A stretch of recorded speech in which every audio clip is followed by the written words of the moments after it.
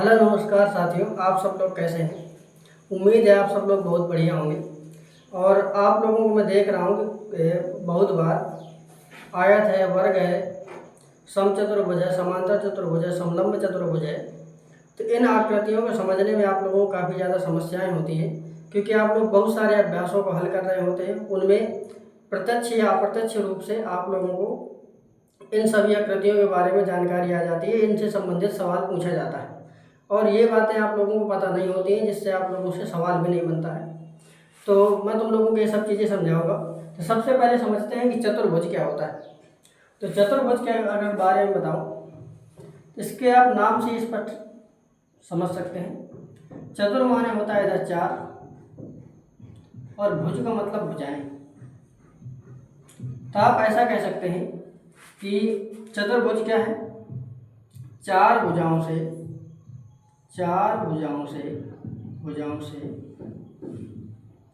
घिरी आकृति को, चार भुजाओं से घिरी आकृति को चतुर्भुज कहते हैं।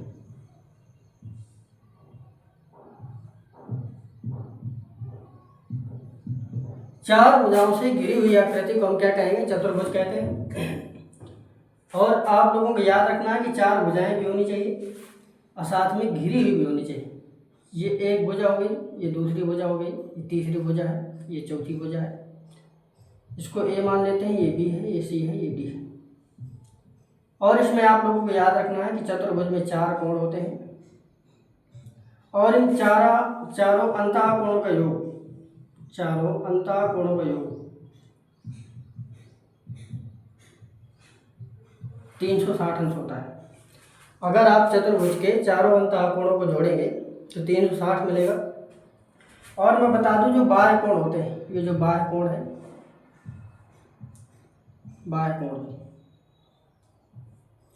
जो बाह्य कोण है, इनका भी जो बाह्य कोणों का योग होता है वो भी 360 अंश होता है। आप इस बात को भी याद रखें कि जो भी बाह्य कोण होते हैं, बाह्य कोणों का योग आप लोगों को याद रखना है, ये भी 360 अंश होता है। तो आप लोगों को चतुर्भुज के बारे में समझ में आया होगा। अब मैं बताऊंगा चतुर्भुज के प्रकार के बारे में। तो चतुर्भुज मुख्यतः 5 प्रकार के होते हैं, जो हम लोग पढ़ेंगे। चतुर्भुज 5 प्रकार के होते हैं। सबसे पहले इनका मैं नामकरण कर देता हूँ। 5 प्रकार कौन कौन से हैं।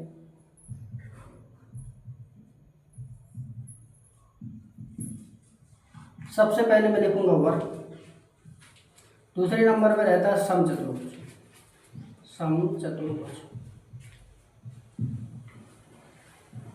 सबसे पहले रहता है वर्ग, फिर समचतुर्भुज, फिर आयत रहता है, आयत के बाद है समांतर चतुर्भुज,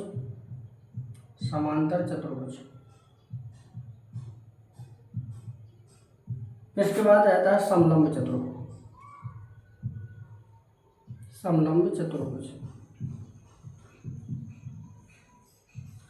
तो ये 5 प्रकार के चतुर्भुज होते हैं, जिनके बारे में आप लोग पढ़ेंगे। तो वर्ग क्या है, समचतुर्भुज क्या है, आयत क्या है, समांतर चतुर्भुज क्या है, समलंब चतुर्भुज क्या है, इनके बारे में समझते हैं। इनकी बेसिक जानकारी हम लोग लेंगे। तो सबसे पहले मैं तुम लोगों को जो बताऊंगा वो वर्ग के बारे में बताऊंगा। तो नंबर 1 करके आप लोग नोट भी करते जाएंगे साथ साथ, जैसे मैं नोट लिखता जाऊंगा वैसे ही आप नोट करते जाएंगे। तो सबसे पहले समझेंगे वर्ग। तो वर्ग की पहले आप आकृति देखेंगे, वर्ग ऐसा होता है।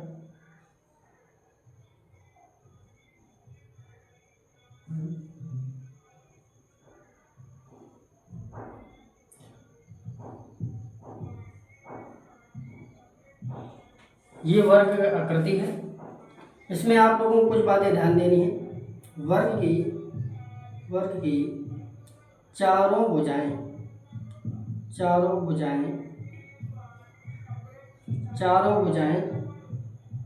समान होती हैं। वर्ग की चारों भुजाएं समान होती हैं। जैसे वर्ग है, इसकी सभी भुजाएं समान होगी। मैं ए करके मान लेता हूँ। इसकी चारों भुजाएं समान होती हैं, पहली बात आपको याद रखना है।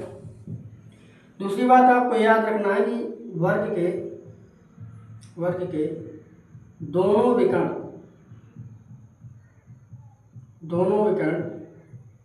समान होते हैं। वर्ग के दोनों विकर्ण समान होते हैं। कहने का अर्थ ये है जो BD है बराबर होगा AC के। आप लोगों को इस बात को याद रखना है कि BD बराबर किसके होगा, AC के होगा। और वर्ग की चारों भुजाएं बराबर होती हैं। कहने का अर्थ ये है कि इसमें AB बराबर होगा BC के, बराबर होगा CD और बराबर होगा CD और DA भी लिख सकते हैं। तो ये चारों भुजाएं बराबर होंगे, दोनों विकर्ण बराबर होंगे। अगली बात आप लोगों को याद रखना है कि वर्ग के चारों अंतःकोण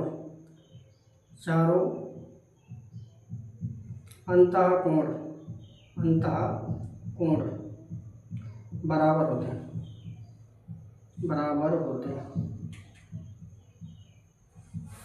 वर्ग के चारों अंतःकोण बराबर होंगे। ये कोण और ये चारों कोण जितने हैं बराबर होंगे। आप लोगों को याद रखना। दूसरी बात, प्रत्येक कोण 90 अंश या समकोण होता है। प्रत्येक कोण 90 अंश या समकोण होता है। प्रत्येक कोण या तो 90 अंश का होगा या तो समकोण होगा। आप लोगों को ध्यान रखना है।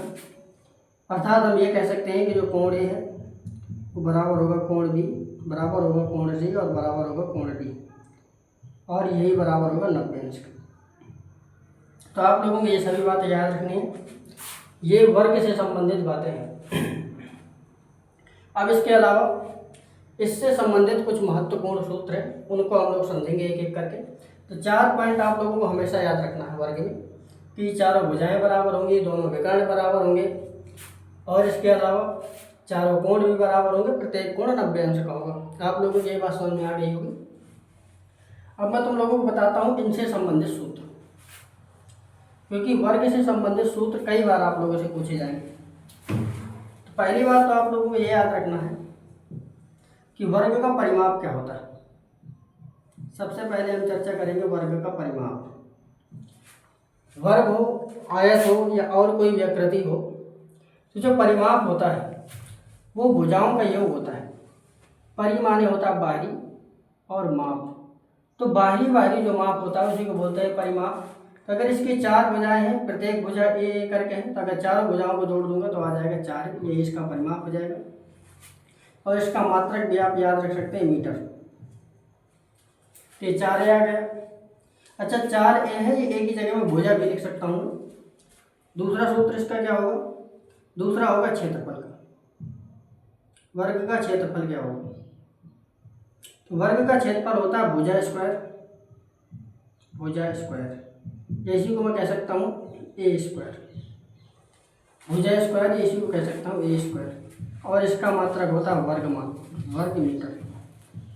कई जगह आप लोगों को वर्ग मीटर मिलेगा, वर्ग इकाई मिलेगा, वर्ग मात्रक मिलेगा। तो अपने सुविधानुसार आप लोग मात्रक लिख सकते हैं। तो क्षेत्रफल आपको समझ में आ गया होगा। इन सूत्रों को आपको याद भी रखना है, सदैव याद रखना है, क्योंकि इनसे सवाल पक्का बनते हैं आप लोग।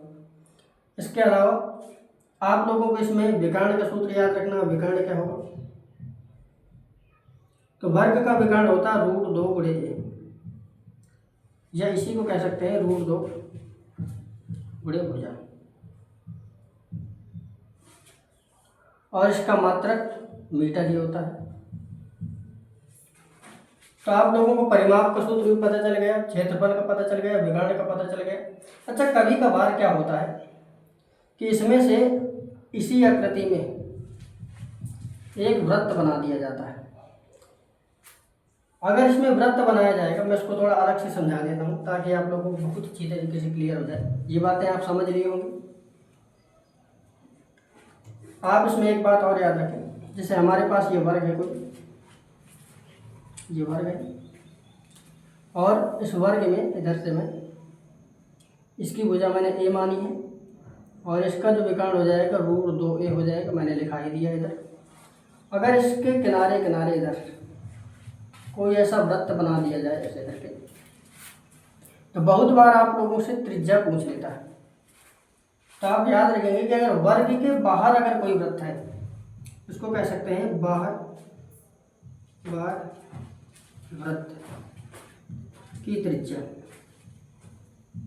अगर बाह्य वृत्त की त्रिज्या आपसे कभी भी कोई पूछे या आप लोगों को कहीं ज़रूरत पड़े, तो आप याद कर सकते हैं कि ये पूरा हो जाएगा व्यास, और व्यास की आधी होती है त्रिज्या। तो √2a में से अगर हम भाग दे देंगे 2 का, तो 1√2 से 1√2 कट जाएगा, तो इधर आ जाएगा a/√2 इतने मीटर। तो अगर डायरेक्ट आप लोगों को कभी भी त्रिज्या निकालनी हो तो आप ऐसे निकाल सकते हैं। इसके अलावा ये तो मैंने बताया कि बाहर अगर वृत्त है तब इसकी त्रिज्या ही होगी, लेकिन किसी कंडीशन पर आपको अगर अंदर वृत्त मिल जाए तब क्या करेंगे? अगर आप लोगों को अंदर वृत्त मिल जाए तब क्या करेंगे, मैं समझाता हूँ किस प्रकार से। अगर आप लोगों को ऐसे करके कोई मिल जाए, अंदर वृत्त मिल जाए, अंदर वृत्त के लिए आप ऐसे व्यास बना सकते हैं ऐसे, और ये भुजा आप लोगों के ये दिए, कितनी दिए? 1। तो अगर अंतः वृत्त की त्रिज्या पूछे, अंतः वृत्त की त्रिज्या, अगर अंतः वृत्त की त्रिज्या आप लोगों से कोई पूछे तो आप बता सकते हैं ये पूरी भुजा हो जाएगी a, और a की आधी हो जाएगी a/2, ये हो जाएगी अंतः वृत्त की त्रिज्या। कितनी बातें आप लोगों ने समझ गई होंगी। तो मैंने वर्ग से संबंधित जो भी महत्वपूर्ण सूत्र थे, जो भी महत्वपूर्ण फैक्ट थे, नियम थे, वो मैंने तुमको समझा दिए हैं। अब आगे मैं समझाने वाला हूँ समचतुर्भुज, जिसके बहुत ज़्यादा फैक्ट नहीं है, बहुत ज़्यादा ना तो नियम है ना तो सूत्र है। वर्ग आप लोगों से बहुत बार पूछा जाएगा।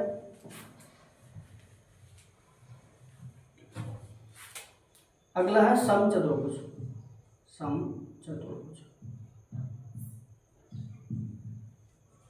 समचतुर्भुज क्या रहता है आप समझे।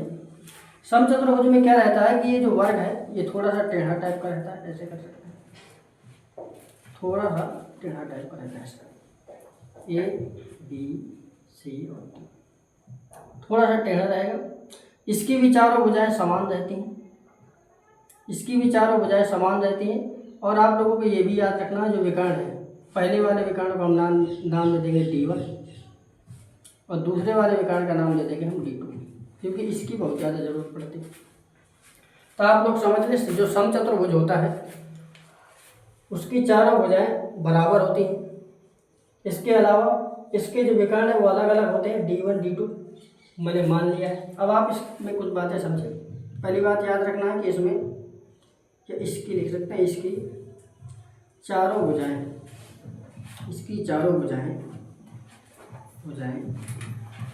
समान होती हैं, इसकी चारों भुजाएं समान होती हैं। और ये बात याद रखना है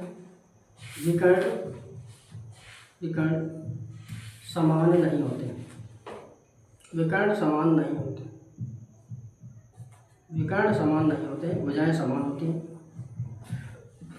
इसकी चारों भुजाएं समान होंगी लेकिन विकर्ण असमान होते हैं, ऐसा भी कह सकते हैं। इसके अलावा कोणों के बारे में बात करें तो इसमें ऐसा कह सकते हैं कि प्रत्येक कोण बराबर नहीं होता, लेकिन इधर लिख सकते हैं आमने सामने के कोण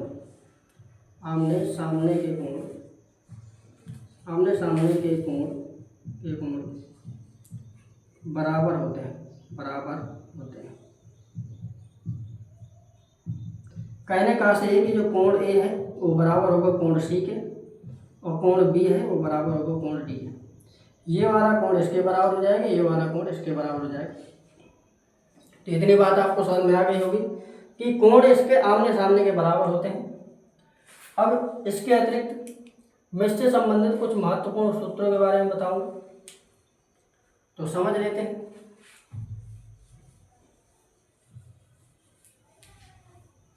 तो पहला सूत्र हम लोग लिखेंगे परिमाप। परिमाप क्या होता है? तो परिमाप तो मैंने यही बताया कि चारों भुजाओं का जो योग होता है वही परिमाप रहता है। तो चारों भुजाओं का योग क्या है इधर बताओ। इसका ए, इसका ए, इसका भी है, इसका। तो 4 भुजाएं हैं तो 4 ए हो जाएगा। और मात्रक इसका रहता है मीटर, मात्रक आपको कभी नहीं भूलना परिमाप का। इसके बाद इसमें अगला सूत्र रहता है क्षेत्रफल का। तो क्षेत्रफल आप लोगों से बहुत बार पूछा जाएगा, जिसमें याद रखना है इसका क्षेत्रफल होता है 1/2 पहला विकर्ण D1 और दूसरा विकर्ण D2। और क्षेत्रफल का मात्रक होता है वर्ग मीटर या कहीं कहीं मीटर स्क्वायर भी लिखा रहता है। और ज़रूरी नहीं कि हर जगह मीटर ही मिले, आपको कहीं सेंटीमीटर मिलेगा, कहीं आप लोगों को किलोमीटर भी मिल सकता है, कहीं मात्रक है, कहीं कुछ भी लिखा हो सकता है। इसके अतिरिक्त अब आप लोग जो अगली इसमें से सूत्र देखेंगे, अगला वाला, वो इनके बीच में संबंध देखेंगे। अच्छा, आप लोगों को मैं एक बात और बता दूं, जहाँ पर ये दोनों विकर्ण आपस में काटते हैं, जहाँ पर ये दोनों विकर्ण आपस में काटते हैं वहाँ पर 90 अंश का कोण बनता है। बहुत बार आप लोगों को इतने से त्रिभुज में सवाल लगाने के लिए मिलेगा, बहुत बार। जैसे पूरा विकर्ण इधर दिए है D1, आधा हो जाएगा D/2, इधर पूरा विकर्ण जो दिए है वो है D2, इधर हो जाएगा D2/2, इधर D1/2 हो जाएगा, और ये भुजा ये है। तो बहुत बार इतने से सवाल आप लोगों को लगाने के मिलेगा। ये विकर्ण दिए होंगे, पूछ लेगा भुजा, ये एक भुजा दिए होगा, एक विकर्ण दिया होगा, दूसरी भुजा पूछ लेगा, या दूसरा विकर्ण पूछ लेगा। तो ऐसे करके आप लोगों से जानकारी ले सकता है। तो इसके बीच में भी आप लोग संबंध याद रख सकते हैं, D1² + D2² बराबर होता है 4A²। आप लोगों को ये बात अच्छी तरीके से याद रखना, D1² + D2² बराबर होता है 4A²।